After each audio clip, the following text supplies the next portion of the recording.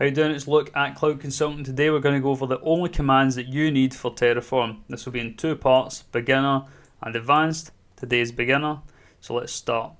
Number one, Terraform init. This initializes your Terraform directory. So you would just run a Terraform init, and this gets the backend if it's remote or if it's local, blah blah blah. Connects to this provider and then gets the required libraries. So this is always step 0, step 1, right?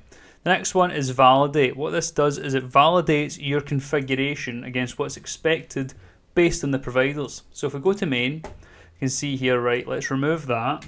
So now this shouldn't work because there's a part missing based on what the provider's telling us. So if we do a Terraform validate, it will tell us that it's wrong. And there we go. So if we put that back, do it again, it'll say all good. Now next up we have Terraform FMT for format. Now what that does is it essentially formats this here. So these,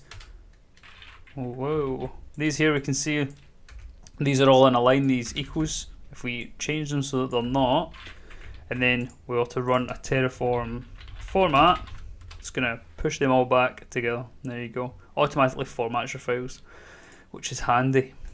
Next one is a plan. So now you've initialized it, validated it against configuration, formatted it. Next thing you want to plan to see what are you going to make. So if we go to VS Code, we would do a Terraform plan, and we'll scroll this up so you can see what's going to happen. And after a minute or so, it will pop up to say this is what it's going to create or not create based on the configurations you've given it. So here we can see it's saying we're going to make this, we're going to make this, and you can just use that so you can review what it's going to do. However, plan is also a part of apply. So apply is you saying I want to allocate these resources in the cloud, or I want to create these resources, right? A plan has an apply stage and then it gives a yes or no. So if I do a Terraform apply, you see here that says plan 6 to add, none to change, none to destroy. The next one here, this apply, it will do this exact same, and then at the very end it will say enter value here, yes or no. We'll put no because we don't want to do anything. There we go, apply is cancelled. But if we said yes, it would then go and create them in the cloud. Finally, 6, destroy. So you've initialized, validated, formatted it, planned to see if it looks good, applied it so that it works, and now it's time to destroy it. So if you have resources you've made and now you don't want them anymore, you would run a Terraform destroy, and it would do the same thing where it would do a plan and then a yes or no.